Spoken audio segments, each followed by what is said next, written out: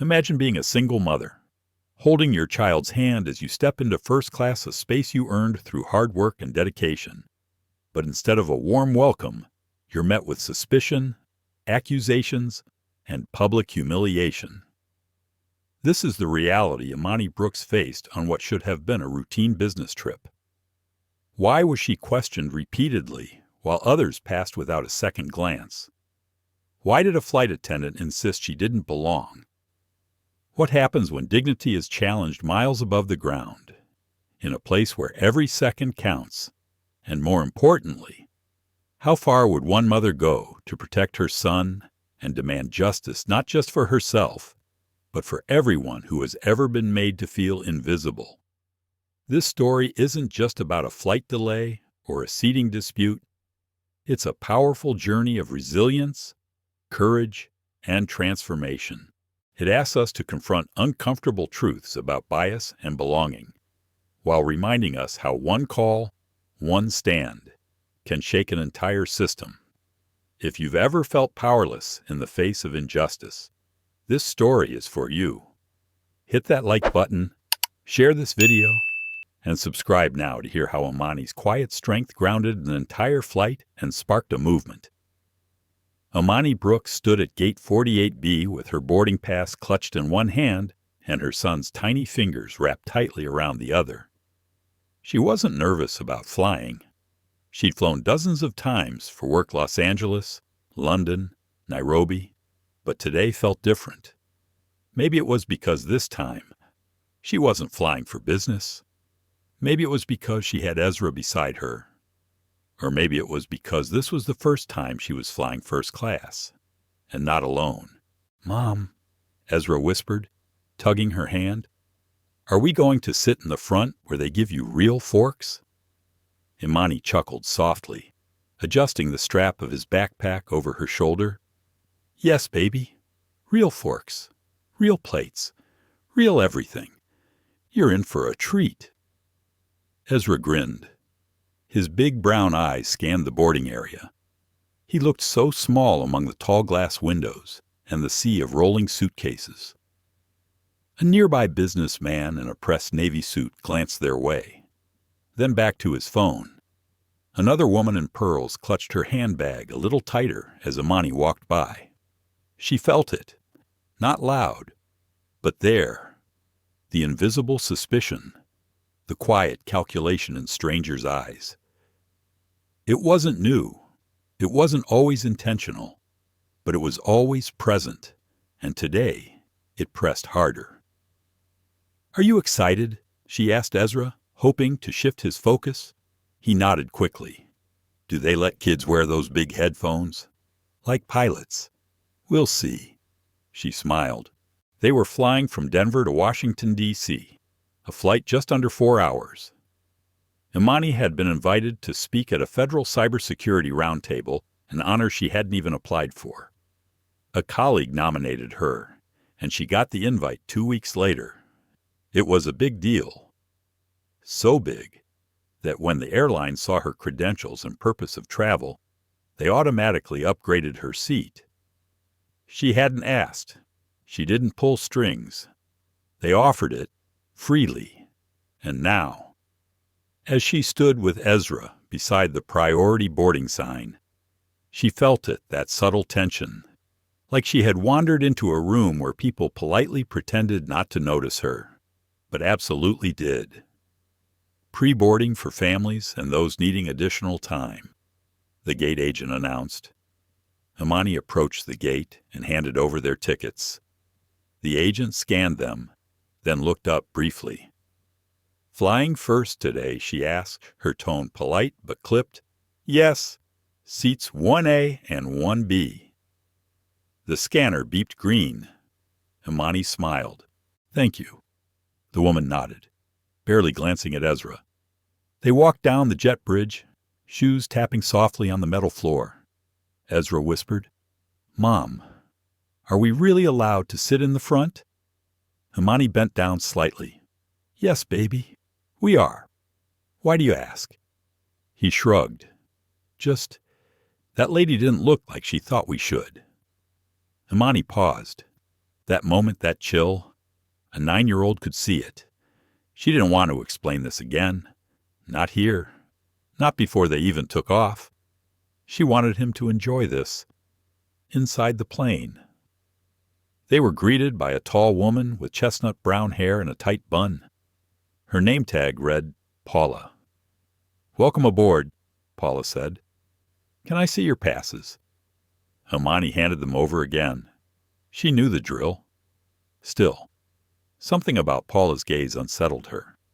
Paula stared at the tickets, then at Imani, then at Ezra. "Oh, first class," she said, more to herself than to them. She stepped aside slowly. "Seats are to your left." They walked in, settled into 1A and 1B. Imani helped Ezra buckle his seatbelt. He bounced slightly in the plush leather seat. "This is better than a movie theater," he whispered. She smiled and smoothed down his curls. Across the aisle, a white couple settled into 2C and 2D. The man glanced their way, then leaned in to whisper something to his wife. She looked too. Imani took a breath. She checked her phone. She responded to a message from her mentor, Camden. She looked at the window. Everything, on the surface, was fine. But under it, a slow, silent ripple. 10 minutes passed. Passengers filed in. A man in a blazer struggled to fit his bag in the overhead. The flight crew moved briskly down the aisle. Then Paula appeared again. "I'm sorry," she said, looking at Imani. "There seems to be an issue with your upgrade." Imani blinked. "Excuse me." "The system flagged it as irregular. I'm going to ask you to step back while we confirm with the gate." Imani sat still. "I have the confirmation email. The upgrade was automatic." "I understand," Paula said, "but we've had errors before. We just need to be sure." Ezra looked up. Mom, Imani didn't move. "I'd prefer to wait here until it's sorted," she said quietly. Paula's eyes narrowed slightly. "That's not our protocol." Imani's voice stayed calm. "Then I suggest we follow up with your supervisor. I'm not leaving my seat unless I'm legally required to." Paula paused, then gave a tight smile. "I'll be back shortly." She walked away. Ezra whispered, "Did we do something wrong?" Imani reached for his hand. "No, baby. We did everything right." But inside her chest, a weight pressed harder. Not fear, not even anger, just sadness. Sadness that even now, with all she had earned, she still had to fight for the right to sit. The plane hadn't even left the ground, and already she could feel the storm rising. Imani adjusted the strap of her crossbody bag and tried to steady her breath. She wasn't going to cry. Not here, not today. Ezra sat beside her quietly, his small hand still resting inside hers. She could feel the confusion in his grip. It wasn't just the seat. It wasn't just the tone of the flight attendant. It was the accumulation of little things. 1,000 paper cuts of doubt and dismissal. She turned to him with a small smile. "We're okay," she whispered. Ezra nodded, but didn't smile back. A soft voice crackled over the intercom. "Ladies and gentlemen, we'll be pushing back from the gate in just a few minutes. Please make sure all carry-ons are stowed and seatbelts fastened." Paula returned. She carried herself with brisk efficiency. Behind the smile, there was something sharper now. She leaned slightly over the row. "Ma'am, I spoke with the ground crew. The seat assignment was flagged because it wasn't booked through the standard loyalty program. That might be why it triggered our system." Imani tilted her head gently. "It was an automatic corporate upgrade. I can show you the email if needed." Paula's lips tightened. "I'm sure you believe that. But if you could step back to the galley while we sort this out, it would help things move faster." This time, her tone was firmer, less polite, more directive. Ezra looked up. He was beginning to tremble. "No," Imani said gently. "I'm sorry. My son is anxious, and I've already boarded according to procedure. I'm not moving unless I'm asked by a supervisor." Paula's expression shifted. "I am the lead on this flight." "Then you should know better," came a voice from across the aisle. Imani turned. A silver-haired woman in a navy wrap and comfortable flats leaned forward. Her voice was calm, her eyes unwavering. "Her boarding pass is valid. She's seated, unless there's a legal reason to remove her. I suggest you let this woman fly with dignity." Paula hesitated. "I wasn't speaking to you, ma'am, but you were speaking over a child's head," the woman replied. "So yes, you are speaking to all of us." Imani blinked. The woman extended a hand across the aisle. "Margaret Linwood. Call me Maggie." Imani nodded gratefully and returned the handshake. "Imani Brooks. This is my son, Ezra." Maggie smiled at the boy. "Hi, Ezra. You're in for quite a view from the window." Ezra smiled shyly. Paula stood still for a moment, visibly calculating her next move. Then she turned sharply and walked back down the aisle. The man in 2C, the one who had glanced earlier, now leaned toward his wife and whispered again. His wife glanced back at Imani and shook her head. Ezra looked out the window. "Mom," he said softly. "Why did she think we weren't supposed to be here?" Imani took a long breath. There it was, that question, that pain, the one no parent should have to answer at 35,000 feet, the one that comes long before math or science, the one that never leaves. "I don't know," she said, "but we belong here." He looked up at her. "Even if they don't believe it?" "Yes, especially then." The hum of the engine vibrated softly beneath their feet. Julian, a younger flight attendant with a gentle expression, came by with orange juice for Ezra and a bottle of water for Imani. "Let me know if you need anything," he said quietly. His eyes held a flicker of apology. He didn't say it, but it was there. He knew. Ezra sipped his juice with both hands. He was trying to be brave. Maggie leaned slightly into the aisle. "I used to teach constitutional law," she said. "I saw people like her 100 times, always hiding behind policy, never behind principle." Imani nodded. "She kept saying it was a system issue, but only after seeing us." "Exactly," Maggie replied. "Bias wears uniforms, too." Imani turned back toward Ezra. He had started drawing in his notebook. It was a plane, with little windows and smiling stick figures. In the corner of the page, he had written "Me and Mom, first class." Imani blinked quickly and looked away. She scrolled through her phone, rereading the confirmation email from the airline. Her name, Ezra's name, seats 1A and 1B, class first, upgrade automatic, verified. Everything was in place. She tapped out a message. "Camden, quick question. If a corporate upgrade is flagged by the flight team, who has jurisdiction? Need to confirm a procedure." She didn't hit send yet. Paula returned. She was holding a small tablet in her hand. "Ma'am," she said, her voice now more clipped, "I need you to verify your upgrade by providing the corporate code or booking confirmation that triggered it.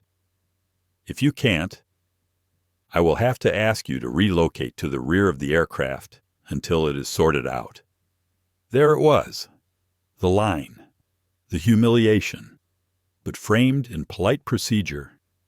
Imani remained still. "Why is this necessary?" she asked calmly. "Because the seat is in question," Paula replied. "Then why not question the other upgraded passengers?" Paula blinked. Imani continued, "The couple behind me. The gentleman in 3A. I watched them walk in. They didn't show proof. They weren't asked for a thing.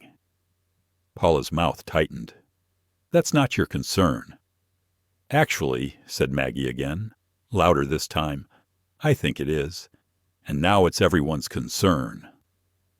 A murmur rippled through the cabin. The man in 2C raised his voice. She's disrupting the cabin? Can we just get on with it? Imani turned toward Paula, her voice unwavering. I'm not moving. I'm not surrendering this seat because you're uncomfortable with my presence. I have the confirmation right here. She held up her phone. Paula stared at it, her lips parted, then closed. Very well, she said, but you're creating a disturbance. We may have to escalate this if you continue to question flight policy. She turned and walked briskly toward the front galley. Julian lingered behind. I'm sorry, he said quietly. This isn't how it's supposed to be. Imani nodded once. She didn't need an apology. She needed the truth to hold. And she needed Ezra to know something deeper than silence. Camden's voice on the other end of the call was calm, but concerned. Imani lowered her voice.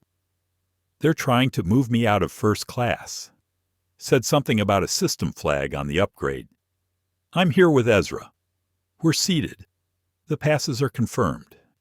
I haven't raised my voice once, but they're escalating it.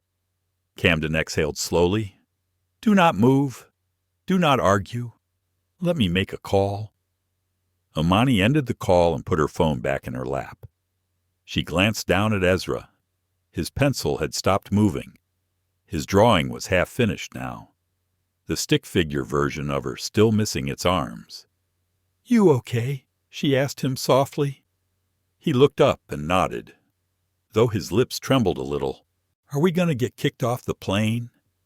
Imani swallowed the sharpness rising in her throat. No, baby. We're not going anywhere. She turned toward the aisle as footsteps approached again. Paula was back. This time, she wasn't alone. A man in a co-pilot uniform trailed her, wearing a name tag that read Owen Walsh. His eyes scanned Imani like she was a security breach, not a passenger. His tone was clipped as he stepped forward. Is there a problem here? Imani met his gaze. Calm but direct. No, sir. We're seated in our assigned spots. The flight attendant has raised concerns over our upgrade, even though it's confirmed by email and ticket. Owen didn't acknowledge her documents. He turned toward Paula. Is this the passenger? Yes, she said. She's refusing to comply with crew instruction. Imani blinked. Her jaw tightened. That's not true. I'm complying. I'm simply exercising my right to remain in the seat I was lawfully upgraded to. Owen gave a half smile that didn't touch his eyes. Well, ma'am, we need to be able to manage the cabin as we see fit. If that means moving passengers around due to policy misalignments, we expect cooperation. Policy misalignments. Ezra tugged on her sleeve. Mom, are they mad because we're here? Imani froze for a moment. She looked at Owen, then Paula, then around the cabin. The whispers were back.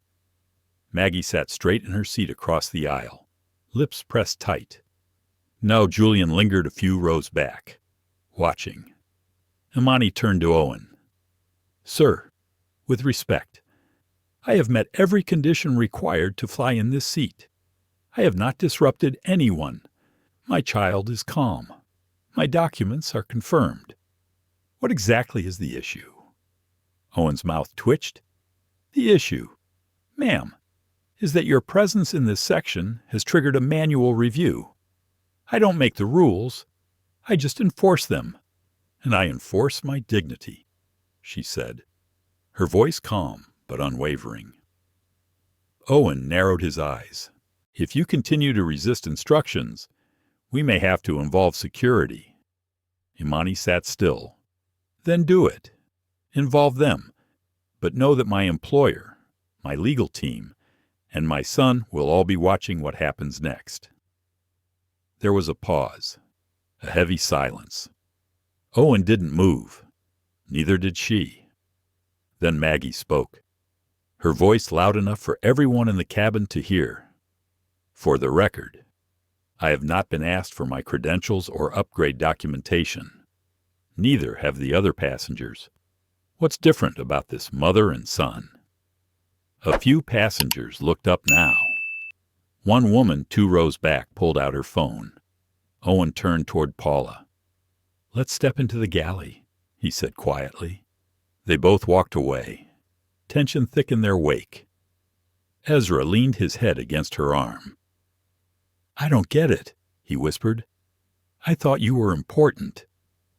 You helped that company stop hackers. You always fix stuff. Why do they think you're not good enough?" Imani closed her eyes for a moment. Pain ran deep across her spine. "You are good enough. And I am good enough.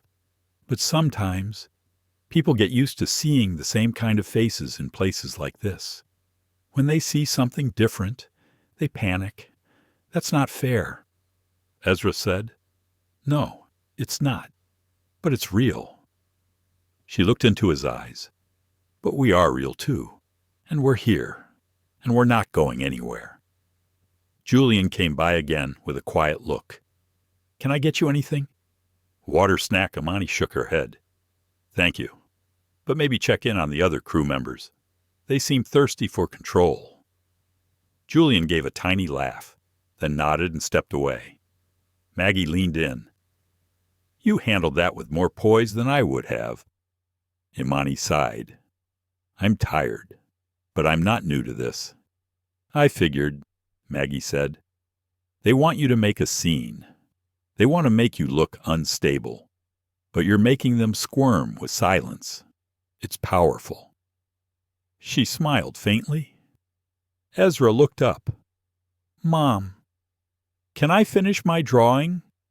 She kissed the top of his head. "Yes, baby. Finish it. Make it shine." 20 minutes passed. The cabin remained full of unsettled murmurs. Passengers were growing restless.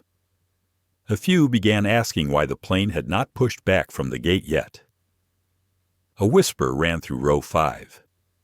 Someone said they heard a crew member was being reviewed. Another said there was a system malfunction. The speculation only grew. Then Imani's phone buzzed. It was a message from Camden. Got it. Senior contact inside airline already notified. Ethics officer in transit. Do not move. Support is en route. Stay grounded. Imani. She exhaled slowly. Relief didn't come yet, but it was close. She could feel the balance shifting. She turned back toward the window. Ezra was deep in concentration, adding wings to his airplane sketch. "This one's better than the last," he whispered. Imani leaned closer. "What's different?" Ezra smiled. "I added us inside, and I gave us capes." Her throat caught. She reached for his hand. "You already had one," she said. "I'm just trying to earn mine." In the front galley, voices were raised now. The cockpit door opened. Owen stepped out, red-faced, and said something to Paula. She looked away. Julian returned a moment later. "Ma'am, would you mind staying seated just a little longer? We're sorting some issues internally. I'll keep you updated." "Thank you, Julian," she said. "I appreciate your professionalism." He gave a small nod, then added in a whisper, "For what it's worth. You're not alone. This doesn't sit right with a lot of us." As he walked away, Imani looked across the aisle to Maggie. The older woman gave her a short nod of solidarity. Imani breathed slowly. She wasn't sure what was coming next, but she knew one thing. She wasn't going to move, and she wasn't going to break. The humming of the engine faded in and out like background music that no one was really listening to. Time felt slower inside the cabin. Passengers had grown quiet again, though the unease hadn't disappeared. It simply slipped beneath the surface, like a current under still water. Imani Brooks sat steady in 1A, her back straight, her hands relaxed in her lap, her voice used only when necessary. She had learned, over the years, that stillness could be a weapon. Calm could cut deeper than shouting. Ezra's head now leaned on her shoulder. He had stopped drawing. His eyes were half closed, his breathing even. She wanted to believe this was peace, but it wasn't. It was his way of hiding.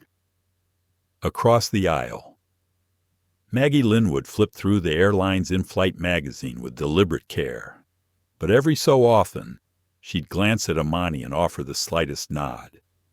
A silent message. I'm still here. The seat beside Maggie, 3C, was finally filled by a man who entered late, tall, dark suit, wireframe glasses, and a voice clipped with confidence. He nodded at Maggie briefly, placed his tablet in the seat pocket, and didn't speak. He had the look of someone important, or at least someone used to being treated as such. Within seconds of his arrival, Paula appeared again. Her demeanor had shifted once more. Polite on the surface, defensive underneath. "Good afternoon, sir," she said to the man in 3C. "Apologies for the delay. We've had a procedural issue, but we'll be underway shortly." The man in 3C nodded without looking up. She turned to Maggie next, with a quick glance. "May I get you anything before takeoff, water, coffee?" Maggie folded her arms.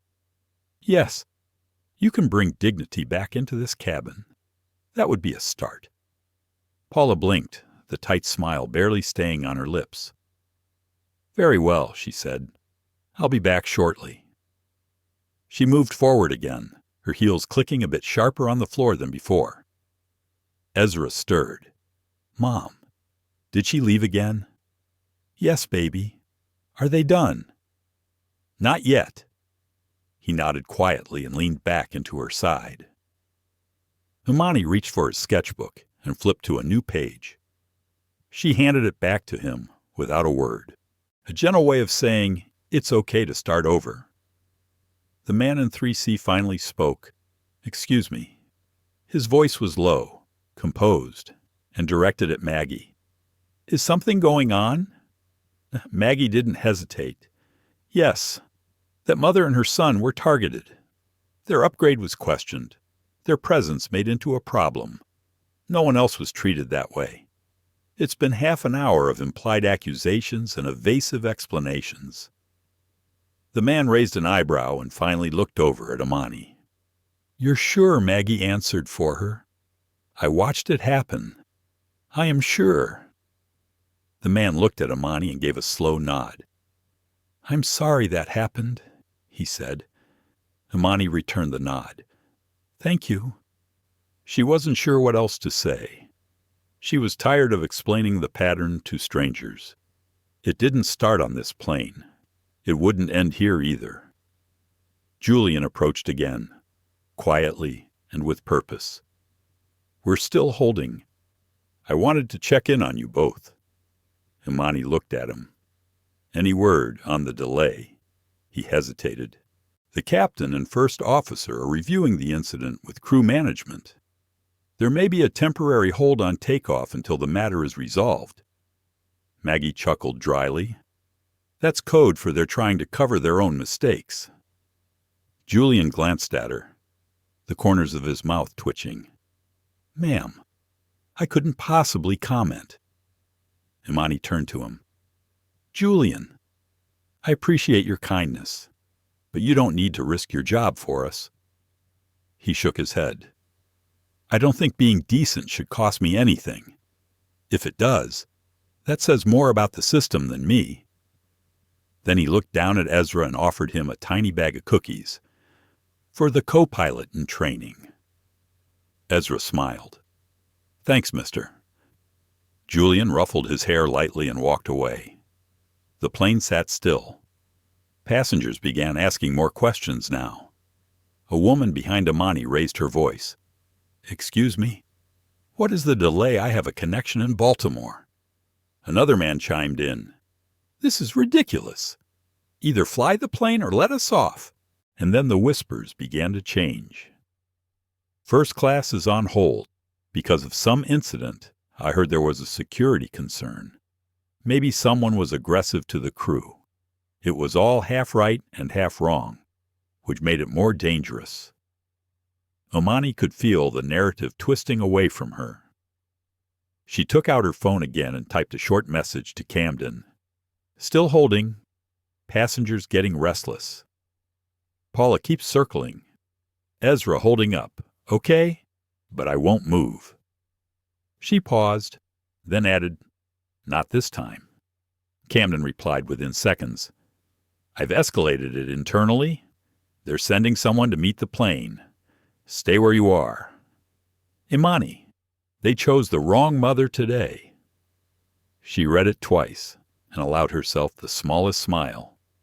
Maggie leaned toward her again. "Can I ask what you do?" Imani looked at her. "Cybersecurity. I lead an engineering team. We just helped the Department of Transportation prevent a ransomware attack last month." Maggie raised her eyebrows. "And still they question your right to sit here." Imani's smile faded. "The code I write protects this airline's data, but it doesn't protect me from how they see me." Maggie sat back slowly. "That might be the most powerful sentence I've heard in years." Ezra looked up again. "Are we still going to fly?" Mom Imani kissed the top of his head. "Yes, baby, we'll fly.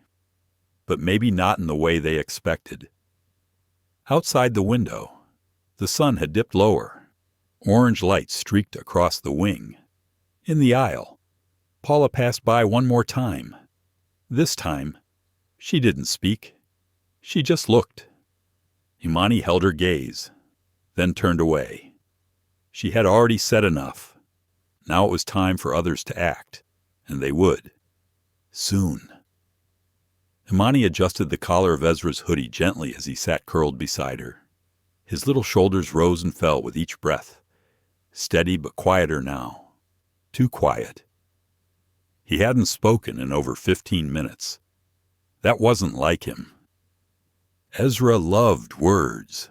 He loved questions and shapes and stories and explaining how planes worked, even when no one asked. But now he sat there tracing invisible lines on the armrest with his fingertip, his lips pressed together. Imani knew that silence. She had worn it once herself. Years ago. In a courtroom. In a meeting.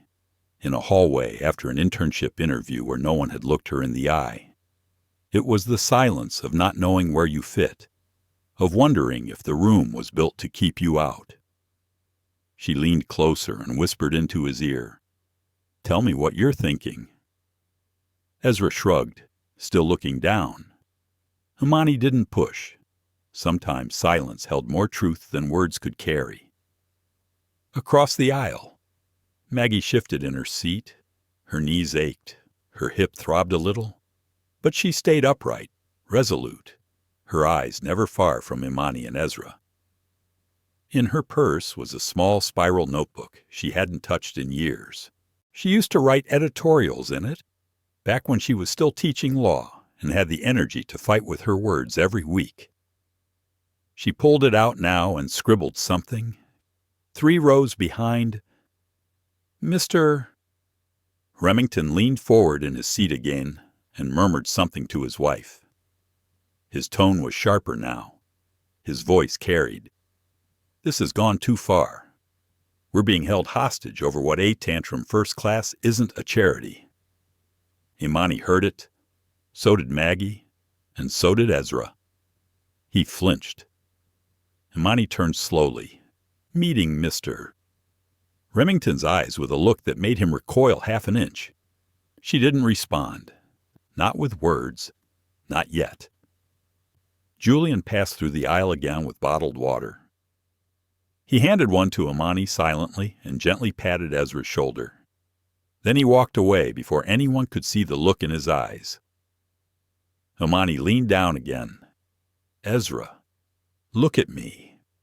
He looked up, barely. His eyes were glossy, too full for his age. "You did nothing wrong. You understand." He nodded, but she could tell it hadn't sunk in. She reached for her phone and opened the note app. She began typing something quickly, the words forming with clarity and purpose. Across the cabin, a child in row 5 asked loudly, "Why aren't we flying yet?" A man in a blazer responded, "Some lady caused a delay. First-class drama."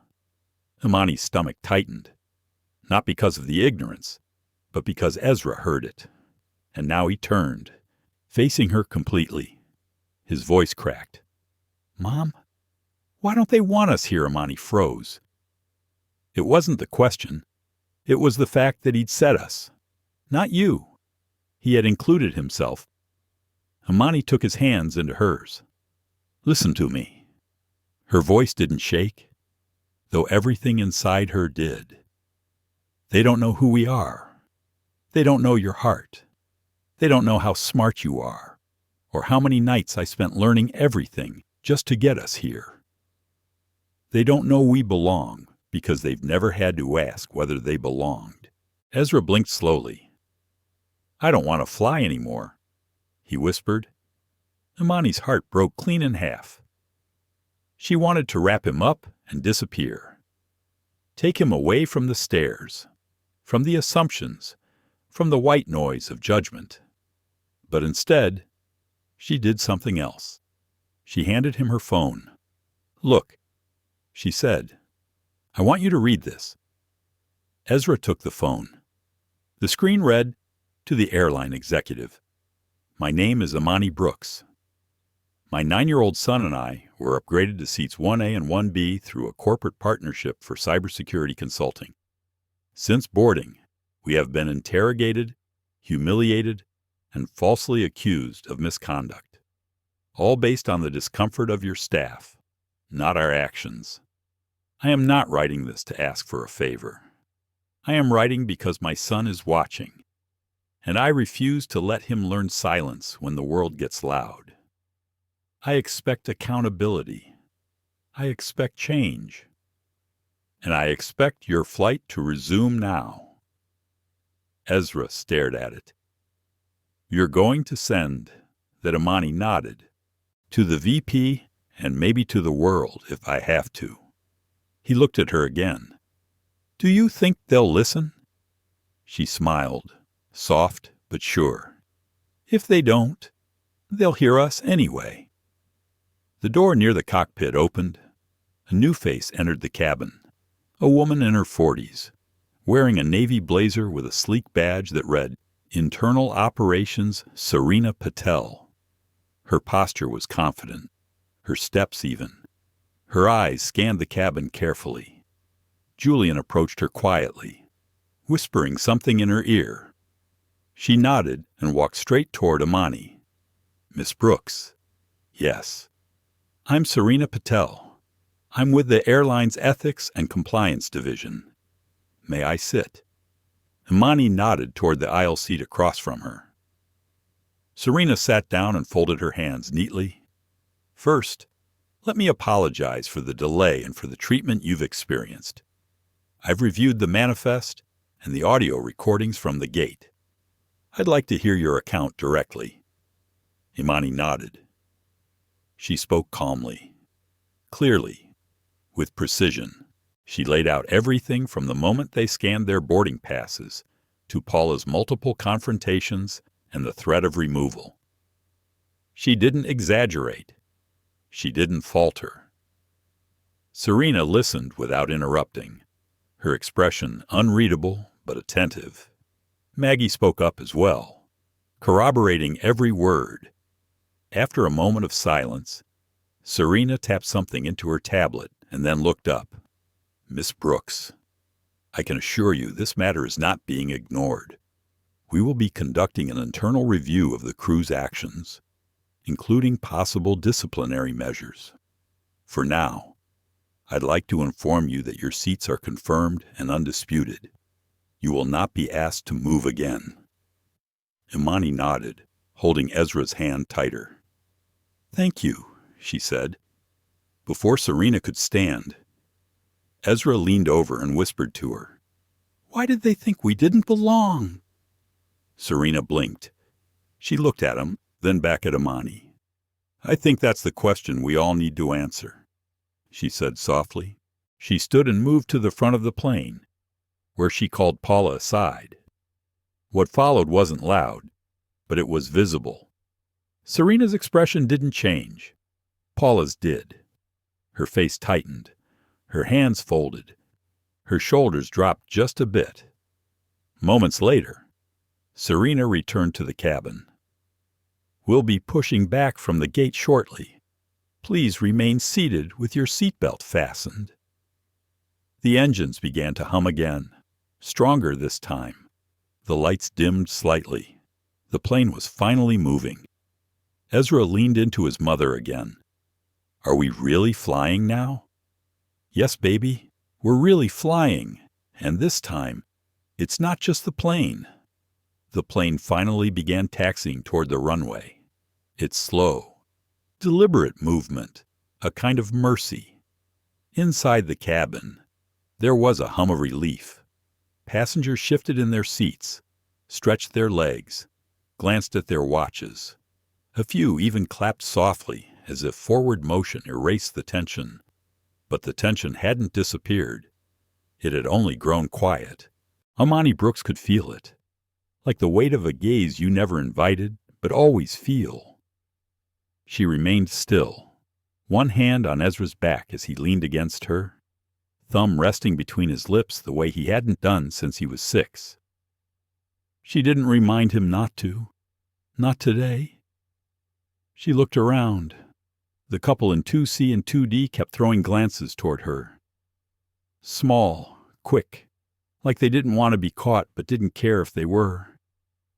The man had a jaw clenched so tightly it looked painful. His wife kept tapping her nails against her armrest.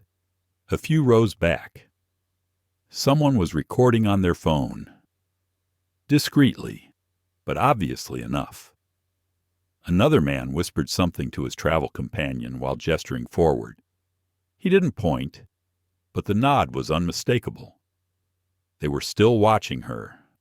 Not Paula, not Owen, not the woman from compliance. Her. Because somehow, in the theater of discomfort, the black woman in seat 1A had become the problem. Not the policies, not the prejudice, but her. Imani's spine remained straight. She had trained herself long ago to sit that way. Shoulders back, chin relaxed, voice calm. It had gotten her through boardrooms where no one expected her to speak. Through interviews where they assumed she was the assistant. Through tech conferences where they'd hand her a coffee order instead of a microphone. Ezra shifted and looked up at her. His eyes were clearer now, calmer. "Are we almost flying?" She nodded. "Soon. Baby, do you think they're still mad?" She hesitated. "Some of them. Does it matter?" "It shouldn't." That was her answer. The one she couldn't say aloud. But instead, she told him, "We did the right thing. That's what matters." Ezra didn't answer, but his hand found hers and held on tighter than before. Across the aisle, Maggie Linwood was writing in her notebook again. The page was nearly full. The words came fast and sharp, like they'd been waiting years for a moment like this. She looked up and caught Imani's eye. "Your silence today was louder than their rules," she said. Imani smiled. "Yours was pretty loud, too." They shared a look. No more needed to be said. In the front galley, Serena Patel reappeared. She approached Imani's row again and knelt beside her. "Miss Brooks, I wanted to update you directly. We've initiated a real-time internal log of everything that occurred. That includes all interactions with the crew. Your upgrade has been confirmed and cleared through multiple departments. There will be a formal review of Ms. Greer's actions." Imani nodded. "Thank you." "Also," Serena added, "we've received several passenger complaints about delays. Some have requested compensation. If you're willing, I'd like to have someone from our guest experience team reach out to you after this flight. Not for a scripted apology. For real discussion." Imani's eyebrows lifted. "You want to talk to me about how to fix what caused this? I want to listen," Serena said. Imani studied her for a moment. The woman wasn't faking it, not completely. There was fatigue behind her eyes, but also something else. Conviction. "Okay, I'll talk," Imani said. "Good." Serena stood. "And for the record, your son is the calmest passenger we've had today." Ezra looked up shyly.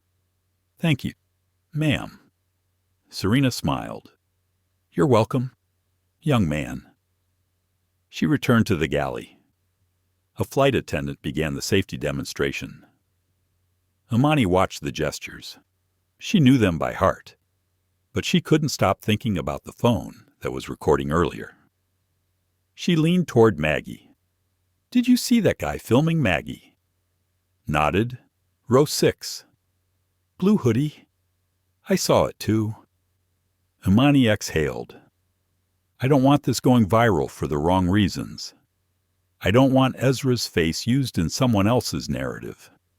Would you like me to say something Maggie offered? No. Let's wait. If it surfaces, we'll respond then. Not every battle is fought mid-air." Maggie nodded. "You're right. Timing matters." The plane began to ascend now. The pressure shifted. The roar of the engines filled the cabin. Ezra pressed his face to the window as the runway dropped away beneath them. "We're flying," he whispered. "We're really flying."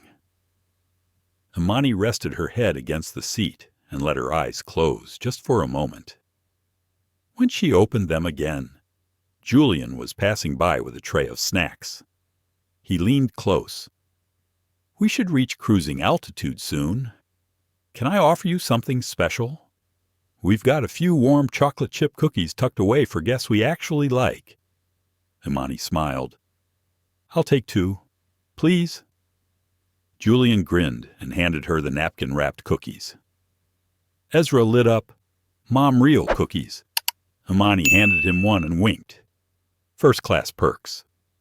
Julian lingered for just a second longer. "Some of us saw all of it. You're not alone. And you weren't wrong." Imani nodded slowly. "I know." He moved on. The man in 3C who had remained silent for most of the flight finally leaned forward. "You handled that with extraordinary control." Imani turned slightly. "Thank you. I'm a lawyer," he said.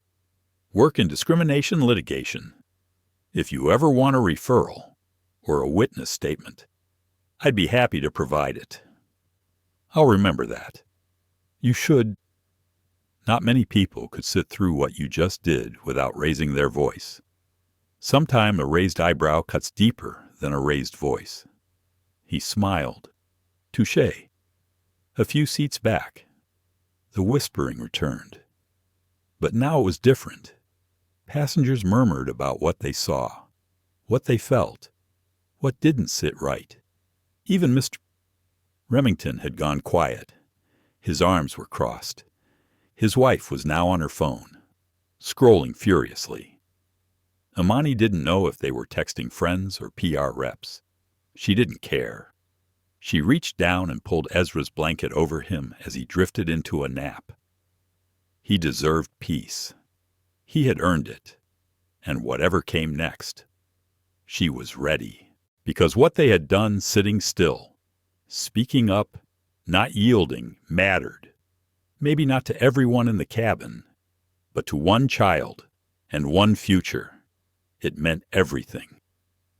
The cabin lights dimmed to a soft amber glow as the plane leveled at cruising altitude. Imani Brooks adjusted the blanket across Ezra's chest. He had fallen asleep halfway through the ascent, his head tilted against her arm, one hand still gripping his half-eaten cookie. His soft breathing was the most peaceful sound she had heard all day. Imani leaned her head back and stared at the small light above her seat. It flickered faintly. She let her eyes close for just a moment, but the quiet didn't last. A voice broke it. "Excuse me." It was the woman in 2D, the one who had been whispering with her husband earlier. Her tone was tentative now, her posture slightly hunched forward as she looked over the seat back at Imani. "I just wanted to say, I think you've handled everything really well." With a lot of grace, Imani opened her eyes slowly. "Thank you." The woman hesitated, then added, "I didn't realize it was that serious until the ethics officer showed up." "That's often how it goes," Imani said. "The worst parts look like nothing unless you're the one it happens to." The woman bit her lip and nodded. "I suppose it's easy not to notice when you've never had to." Imani didn't answer. She didn't need to. After a moment, the woman sat back in her seat, pulling her sweater tighter around her shoulders. Maggie leaned across the aisle, whispering, "That was progress. Small, but real." Imani gave a small nod. "Maybe." She didn't feel triumphant. She didn't feel vindicated. She felt tired. The kind of tired that goes bone deep. The kind that comes not from one confrontation, but from carrying the memory of 1,000 smaller ones that no one else sees. Her phone buzzed again. It was a message from Camden. "Media alert. Video from your flight is circulating. Caption says black woman denied seat in first class despite valid ticket." It's getting attention. News outlets are reaching out. Want to comment? Imani's stomach tightened. She turned the brightness on her phone down and typed quickly. "Not yet. Ezra is sleeping.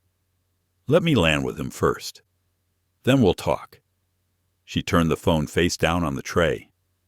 Across the cabin, the man in 3C was still awake. He had been reading legal briefs on his tablet earlier, but now seemed to be simply watching the cabin, observing how people shifted in their seats, how silence lingered like smoke. He leaned over slightly. "If it helps, I can tell you that the video doesn't show any aggression on your part. It's clear you were composed the whole time." "Thank you," Imani said. "But it's not about what's in the video. It's about how people decide to see it." He paused. "You're right. A few rows back." Someone coughed loudly. The man in the hoodie who had recorded earlier was scrolling through his phone. When he caught Imani looking, he offered a small shrug, like he wasn't sure if he should apologize or just look away. Imani turned to Maggie. "I always wonder what the first person who watches something like that thinks. Not just about me, about what it says about them." Maggie closed her notebook. "You know what I hope? I hope some girl sees that video and realizes she isn't crazy, that she isn't alone, because that's what happens first. We internalize, we second guess, and when we finally speak up, the world acts shocked. Imani let that settle. Maybe that's the point. Maybe being visible is the first step, even when it's uncomfortable." The speaker above them chimed. "Ladies and gentlemen, this is your captain. We are cruising at 37,000 feet. Smooth weather ahead. Please remain seated while the seatbelt sign is on." The voice paused. "We'd also like to thank you for your patience during today's departure. As always, your safety and dignity matter to us." Imani raised an eyebrow. "Dignity," she whispered. Maggie smirked. "Somebody coached that line." Julian came through the aisle again. This time, he stopped at Imani's row and leaned in slightly. "Just a heads up. There'll be a short in-flight survey sent to passengers post-landing. Feel free to be honest." Imani gave a small laugh. "I think I'll have some notes." Julian looked at Ezra and lowered his voice. "He's a good kid." Imani nodded. "He's strong, but he shouldn't have to be." Julian pressed his lips together. "No child should." He moved on. Ezra stirred. "Mom." She leaned close. "I'm here. Baby, are we landing?" "Not yet. We're still in the sky." He rubbed his eyes. "I had a dream that the plane turned around, that we had to go home." Imani smiled gently. "That was just a dream. We're still going forward." Ezra sat up slowly. "Can I draw again?" "Of course." She handed him the sketchbook and pencil. He flipped to a new page and began outlining clouds, an airplane, and 2 figures inside it. This time, the people had smiles. Imani turned back to her phone. The notifications had increased. News outlets, hashtags, blog posts. She clicked one headline. "Yet wrote seat 1A Black Tech exec. Challenges airline over discrimination." Beneath it, a still image of her, seated calmly beside her son. Another link showed comments. Some were supportive. "She's so composed." "Her son looks terrified." "This is heartbreaking." "She had a valid ticket." "What more do they want?" Others were venomous. "She probably made a scene off camera." Entitled Much. "Maybe follow instructions next time and you won't get filmed." Imani clicked the screen off. She had seen enough. Ezra looked up from his drawing. "Are people still talking about us?" "Yes," she said. "Why?" "Because the truth makes people uncomfortable." "Are we in trouble?" "No, baby. We told the truth, and we stayed calm. That's not trouble. That's courage." Ezra smiled faintly. "Then I'm brave too." "The bravest," she whispered. Maggie watched the exchange and wiped a tear from her cheek. Imani saw it and offered her a tissue. "Don't start, or I'll start too." Maggie laughed. Too late. The hum of the engines continued, but inside 1A and 1B, there was peace. Not the absence of conflict, but the presence of clarity. They had not chosen the fight, but they had chosen how to stand in it. And for the first time in a long time, Imani didn't feel like she had to shrink to survive. She could take up space, and that space had a name. Ezra. The quiet in the cabin had turned soft. Not tense, not anxious, just still, like a deep breath after a long run. Outside, the sky beyond the windows had turned a deep navy. The sun had slipped below the horizon, leaving only a fading red-orange glow that traced the clouds like embers. Ezra finished the last strokes of his new drawing and turned the page toward his mother. It showed a plane flying through a sky full of stars. Inside, 2 people in the window, one big, one small, were smiling, their hands raised in high fives. Imani smiled and kissed his forehead. "I love it," she whispered. Ezra beamed. "I made the stars extra big, because we're flying at night. They're perfect." He looked around, his voice lowering. "Mom, yes, can I ask you something but not a kid question?" Imani gave a slight laugh. "All your questions are good questions. Go ahead." Ezra leaned closer. "What do you want to be when you grow up?" Imani blinked. The question surprised her. "I think I already grew up." Ezra shook his head. "No, I mean, what do you still want to be if you weren't already doing all the serious stuff? Like meetings and helping companies and getting people out of trouble." Imani sat back, quiet. No one had asked her that in years. She glanced at Maggie, who gave a soft nod as if to say, "Go on. Answer him." Imani took a breath. "You know what I always wanted to be? Ezra shook his head. A writer, she said. Ezra's eyes widened. Really, really? Like books, essays, poems, anything with words. So why didn't you do that? Imani hesitated. Life got busy. I needed to take care of things. I had to make sure you were okay, that we had what we needed. Writing didn't always pay the bills. Ezra tilted his head. But you still write sometimes, right? She smiled. I do, just not for everyone to see. You should let them see, he said. Imani paused. The words hit somewhere deep, not because they were sweet, but because they were true. She'd stopped letting herself dream out loud, stopped putting things on paper unless they had a corporate header or a security signature. And here was her son, gently asking her to remember herself. Maybe I will, she whispered. Ezra reached for the snack tray. Can I have the last cookie? She passed it to him. Yes, but only if you share a bite. Deal. Across the aisle. Maggie had heard every word. She smiled, but didn't interrupt. Instead, she reached into her tote and pulled out a small leather-bound journal. She turned to a blank page and began to write. The heading read, Flight 47, Things Worth Remembering. Further down, she jotted, a boy asked his mother a question that should never be forgotten. She smiled to herself and kept writing. Imani's phone buzzed again. This time, it was a message from Camden. Multiple reporters have reached out. Your name's out now. We can still hold them off, or we can shape the story ourselves. Your call. Imani stared at the message for a long moment. Ezra was nibbling at his cookie, humming a song from his favorite movie. She typed a reply. Let's shape it. But carefully. I want this to be more than a headline. I want it to mean something. Camden answered instantly. Say the word. I'll loop in someone I trust for messaging.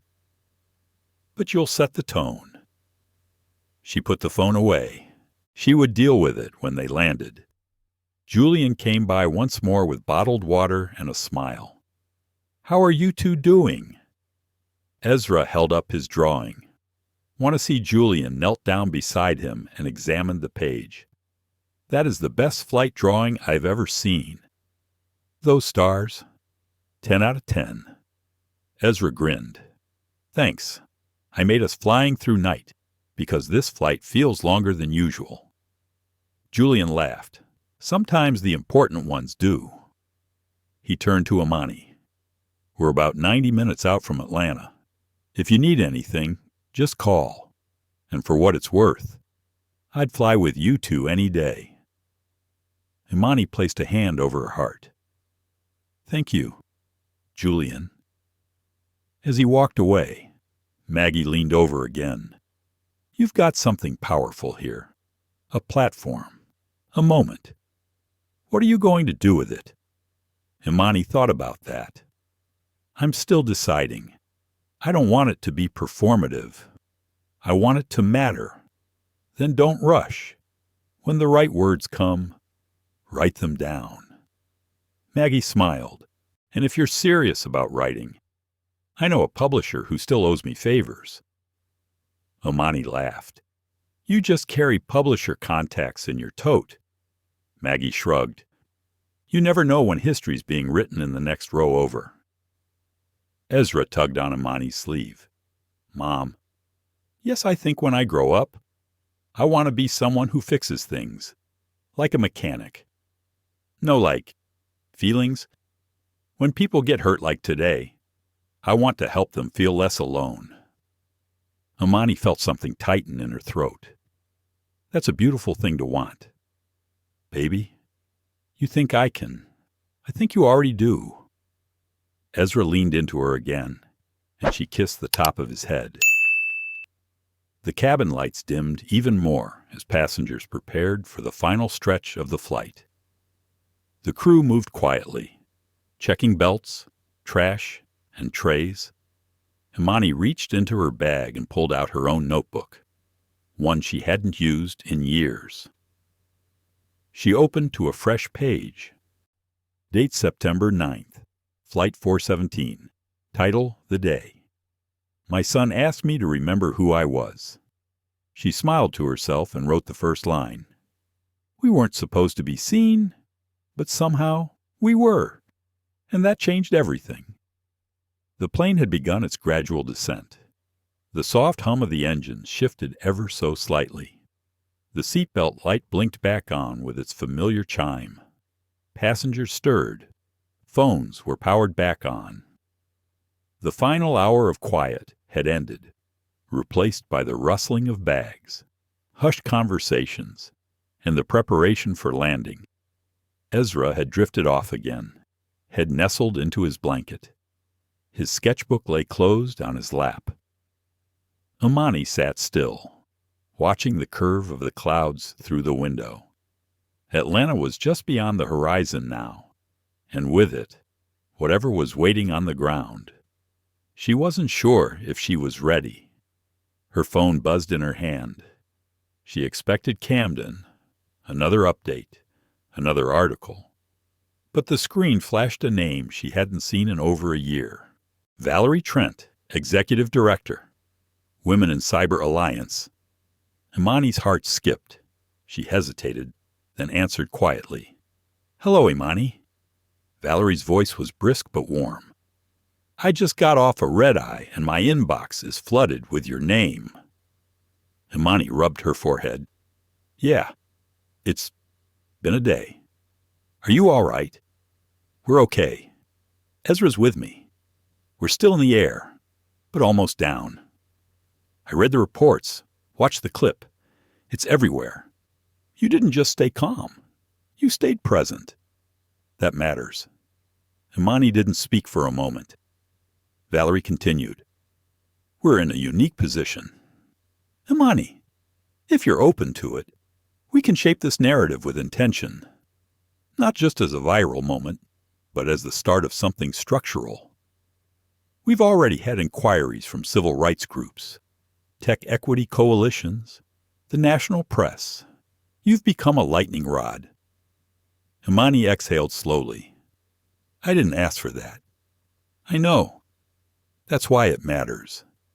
You didn't seek a spotlight. You defended your son with grace and clarity. That's power, even if it's quiet. Imani glanced at Ezra. Still asleep. What would that look like? Valerie paused. We could frame a letter, an open statement, from you, as a professional, as a mother, and as a woman who understands the systems that allow discrimination to hide in plain sight. We'd share it strategically, not for clicks, but for impact. We could push for policy review. We could name this moment, give it weight. Imani looked at the small tray table in front of her.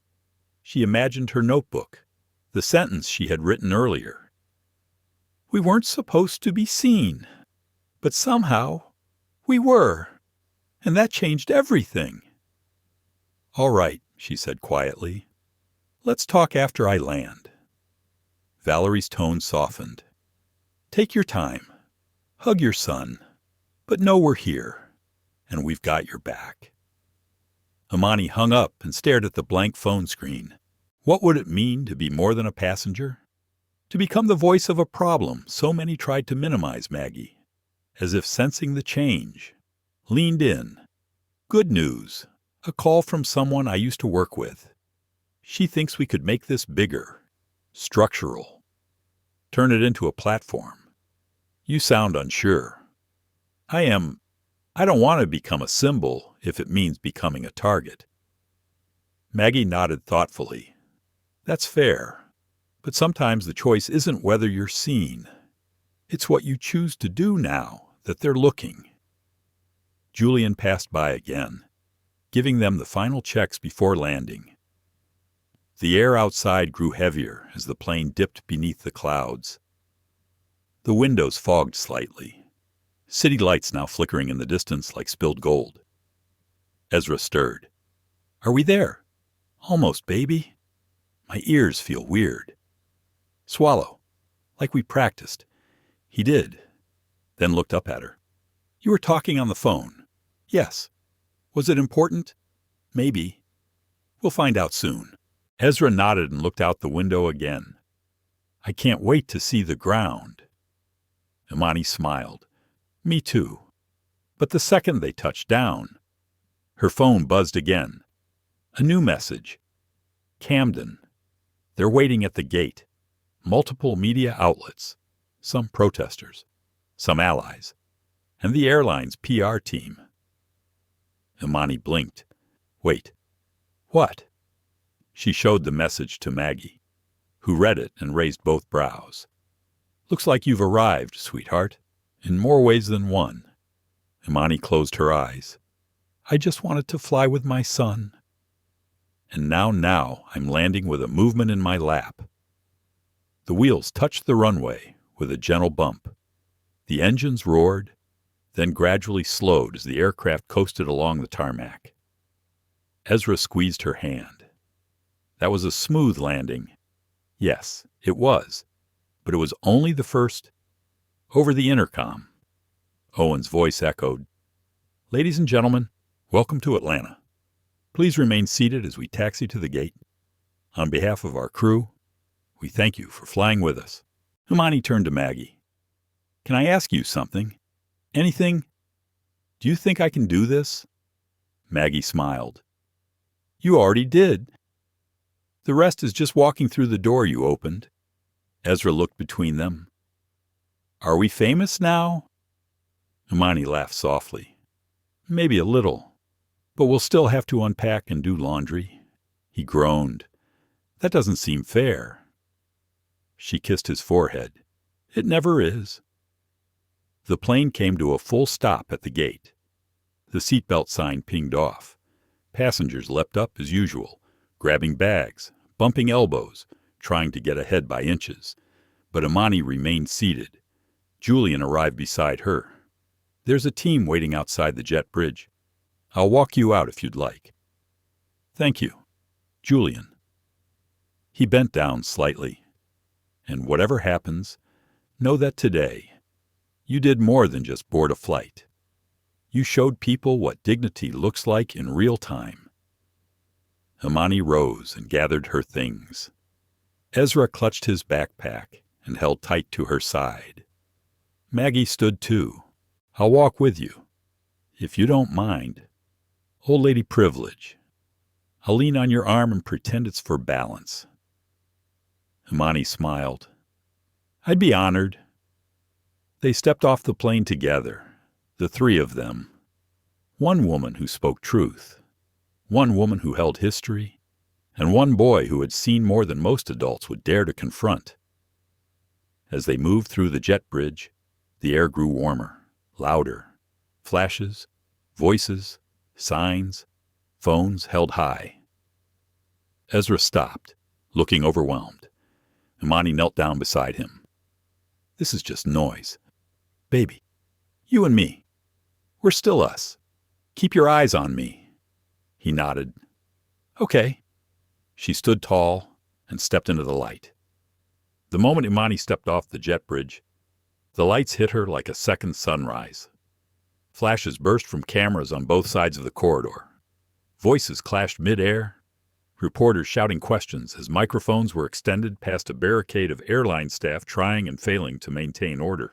Miss Brooks, is it true you were removed from your seat because of your race? Did you threaten the crew? What would you say to the airline right now? Are you pursuing legal action? Ezra flinched beside her. Imani immediately bent low and placed her hands on his shoulders. Just look at me. Okay, eyes right here. You're doing great. He nodded, though his eyes were wide. Julian stepped forward and gently waved the crowd back. Step aside. Let them through. But the line between press and public had blurred. Some people were holding signs. One read, Justice for Seat 1A. Another read, We see you, Imani. A small group clapped as she passed. Not cheering wildly, just showing support. It was quiet, but intentional, a presence that mattered. Maggie walked beside her, gripping her cane tightly. "Don't let them take your focus," she whispered. "Speak when you're ready. Not a moment sooner." A woman stepped into her path, thrusting out a phone. "Imani, I'm live streaming. Please just tell us, how did it feel to be targeted like that?" Imani didn't break stride.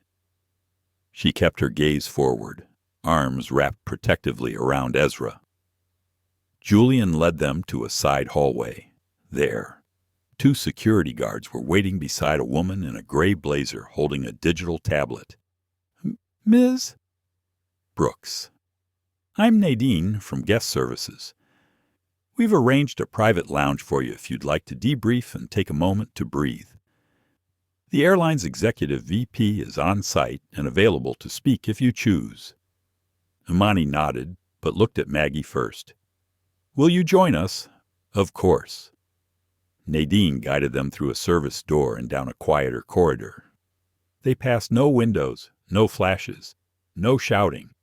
Just dull beige walls and the sound of distant airport announcements echoing through vents. Inside the lounge, everything was white and silver, the kind of expensive minimalism that looked clean but not lived in. Ezra dropped into a cushy armchair and finally exhaled. "I didn't know so many people had cameras." "Me neither," Imani said softly. "But that's how the world watches now. Fast and loud." Camden was already there, sitting at a round table near the center. His laptop was open and his brow furrowed. He stood the second he saw her. "You okay?" "Still breathing." He looked at Ezra. "Hey, little man, I heard you held it down up there." Ezra grinned shyly. "I didn't even cry. That's tougher than most adults." Camden turned to Imani again. "There's a wave coming, but we can surf it on your terms." She sat down. "What's out there? The footage from the plane is everywhere, not just social media. Cable news picked it up. Headlines are split. Some are calling it courageous. Some say it's exaggerated. A few are already using the word activist like it's an insult. And the airline. They released a statement about 20 minutes ago. It's vague, apologizes for any passenger experience that may have caused distress, and says they're conducting a thorough internal review. Standard PR speak. Nothing personal. Nothing that names what happened. Imani exhaled. "So basically, nothing at all." He nodded. "But the public reaction is real, and there's a real hunger for leadership here, especially from you." She looked at her son again, then back to Camden. "I didn't plan this, but maybe that's why it matters," Maggie said. "You didn't seek power. You just refused to be erased. That's what people need to see." Valerie's voice crackled through, on a call Camden had already queued up. "Imani, I just got off a call with the National Equity Coalition. They want to offer you a platform to speak next week. National syndication. Prime time, 30 minutes, unedited?" Imani blinked. "What would I even say?" "Whatever you want. You could read a letter, share your experience, talk about Ezra, or just tell the truth. But the microphone will be yours. No filters." Camden leaned closer. "You don't owe anyone a speech, but you do have something the world needs. A mirror and a voice." Imani sat still. The room went quiet for a moment. She could feel every breath, every heartbeat, every inch of weight pressing into her shoulders, not just from today, but from years of moments like this that no one saw. She picked up her phone, scrolled through the hundreds of messages, texts, emails, missed calls, then slowly, purposefully, she opened the camera app. She turned it to face herself, No makeup, no lights, just her and Ezra. She looked at the camera for a long second, then pressed record. Hello, my name is Imani Brooks. I didn't ask to be part of a national conversation. I didn't want to become a headline. But this morning, I boarded a flight with my son. And before we even left the ground, someone decided I didn't belong in the seat I paid for. Someone looked at me and looked through me. She paused. But I didn't yell. I didn't escalate.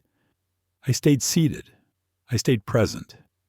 Because I had a little boy beside me who needed to see what dignity looks like in the face of dismissal. She turned the camera slightly, letting Ezra wave softly. This is my son, Ezra. He's 9. He loves drawing stars and airplanes. And today, he watched his mother be questioned, challenged, and doubted because of the skin we share. Another pause. We're not angry. We're not seeking vengeance. But we are demanding truth. We are asking the airline and everyone watching to answer one question. If not us in seat 1A, then who she ended the video. Camden stared at her. That was powerful. Maggie had tears in her eyes. You just wrote your first essay in years. With your face and your voice. Imani smiled softly. Felt like it was time. Ezra tugged her sleeve. Mom, yeah, that was brave. You make me brave. Baby. The lounge door opened. A woman in a navy suit entered, flanked by a quiet assistant. Imani Brooks. Yes, my name is Renee Caldwell.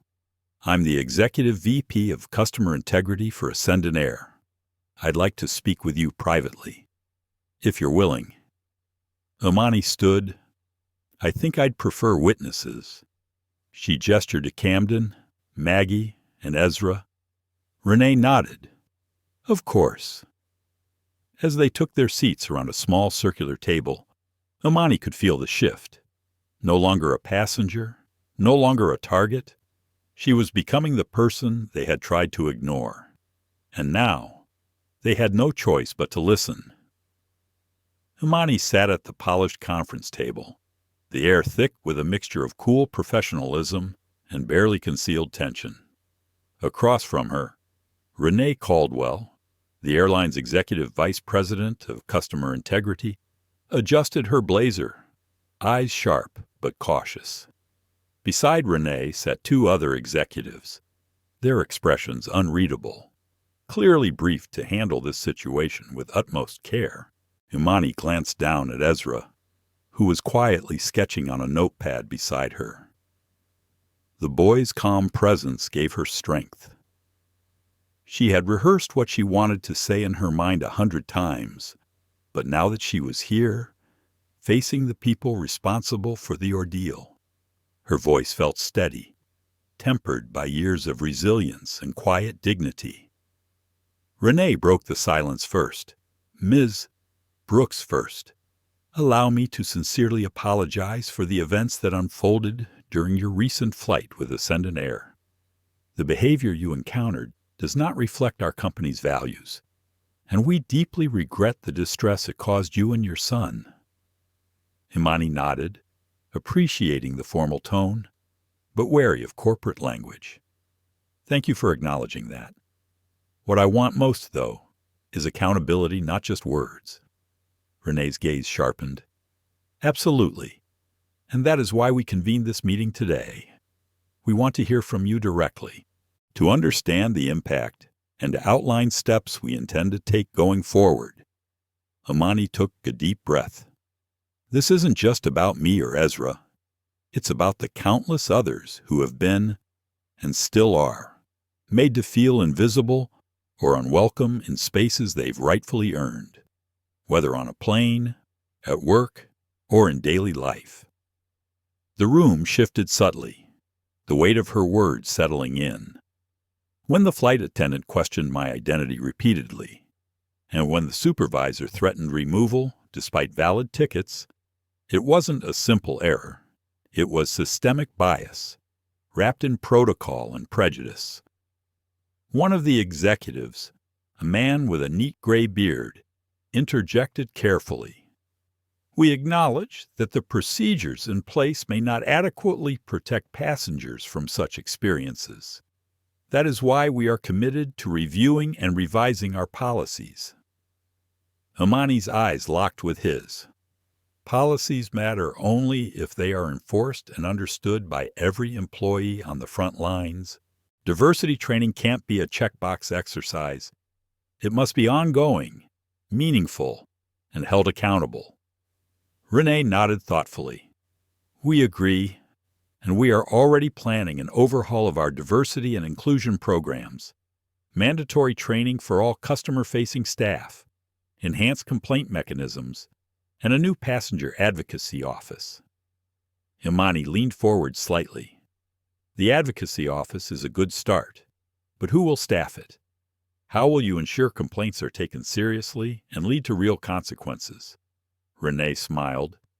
We are currently identifying leaders for the office, individuals with both industry experience and a deep commitment to equity, and we intend to empower them with the authority to act swiftly and transparently.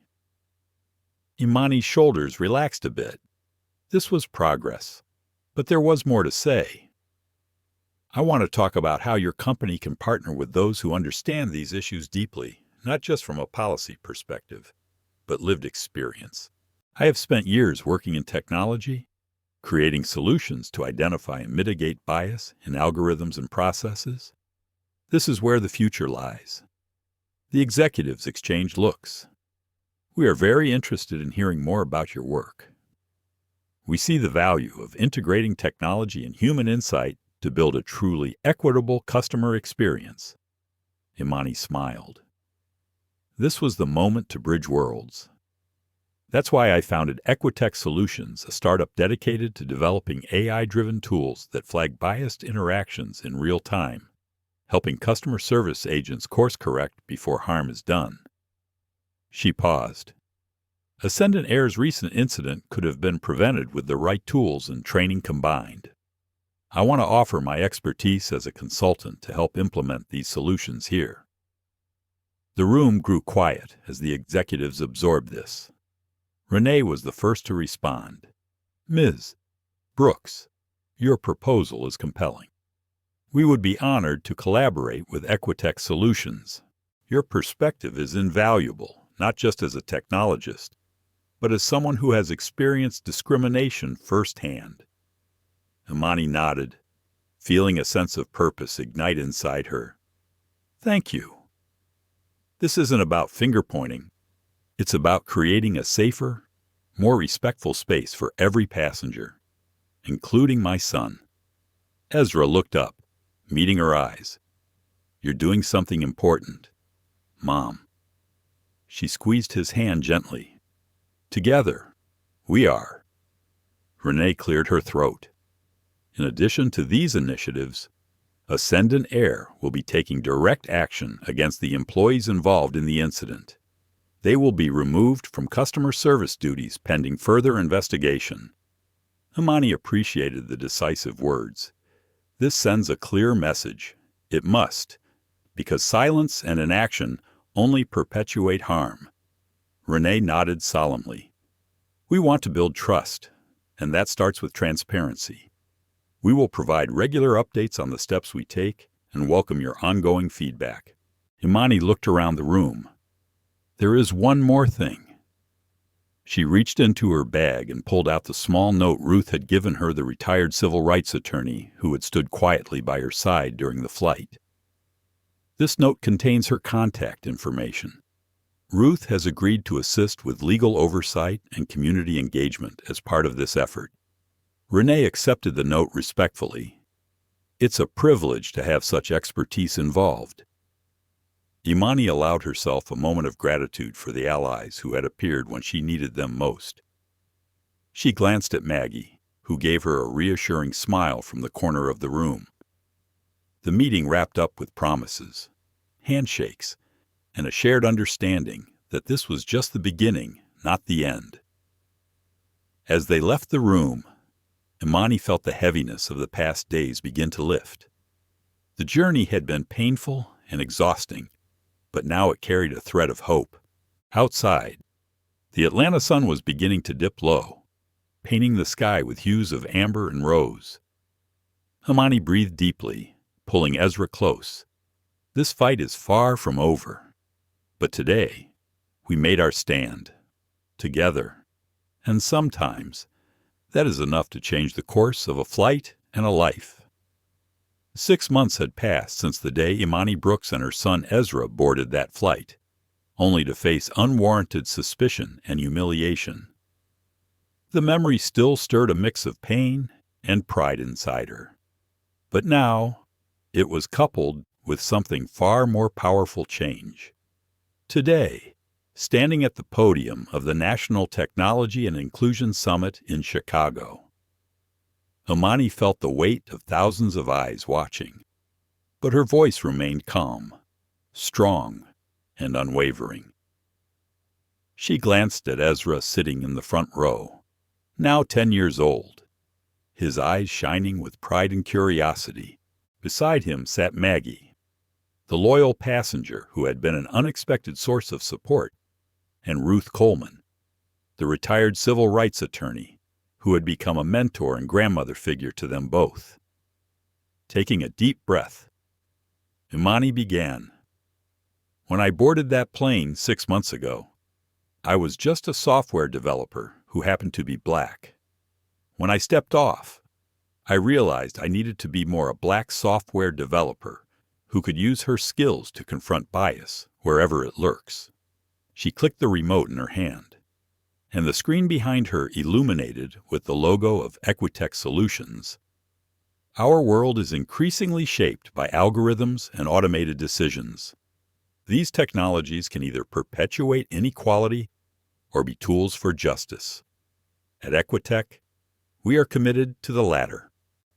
The audience leaned in as she shared stories of how biased facial recognition software misidentifies people of color, how loan approvals and hiring systems often reflect the prejudices of their creators, and how such systemic flaws have real human consequences. But the story is not just about technology, she said softly. It's about people, the ones who experience discrimination and the allies who stand beside them. She spoke of her journey, the humiliation on the plane, the courage it took to stand her ground, and the community that rallied around her. The moment was intimate and powerful, inviting empathy and reflection. Behind the scenes, her phone buzzed with messages of support from leaders in tech and civil rights organizations. Alexander Chin, the CEO of DataSphere, texted her congratulations on the keynote and news that several new companies were interested in piloting Equitech's bias detection tools. After her speech, backstage buzzed with excitement. Reporters approached gently, asking questions not just about the incident, but about the broader movement she was helping lead. Imani was tired, but she smiled, knowing every word she spoke might ripple out to change countless lives. Back at home in Atlanta, the Brooks household was filled with new energy. Ezra's art filled the walls, drawings of planes, stars, and bridges, symbols of connection and hope. Ruth had recently moved closer to help nurture Ezra's blossoming interest in civil rights law, sharing stories of courage and justice from decades past. Imani's phone chimed with a message from Renee Caldwell, the airline executive who had invited her to consult on developing their new passenger advocacy office. The initiative was already showing promising results, and Ascendant Air was committed to ongoing transparency and accountability. Yet, despite the progress, Imani knew the journey was far from over. One evening, as she tucked Ezra into bed, he asked quietly, "Mom, do you think people will really change? Or are they just being nice because you're famous now?" She kissed his forehead gently. "Some things are changing because of the work we are doing, but having a platform does make a difference.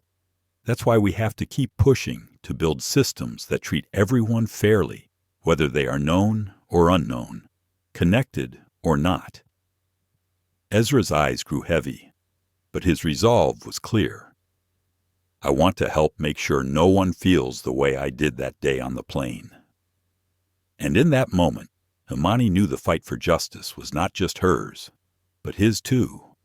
Together, they dreamed of a future where dignity was a right, not a privilege, where every seat, every place, and every moment belonged to everyone who earned it. As the city lights of Atlanta flickered beyond her window, Imani felt a quiet hope settle deep in her heart.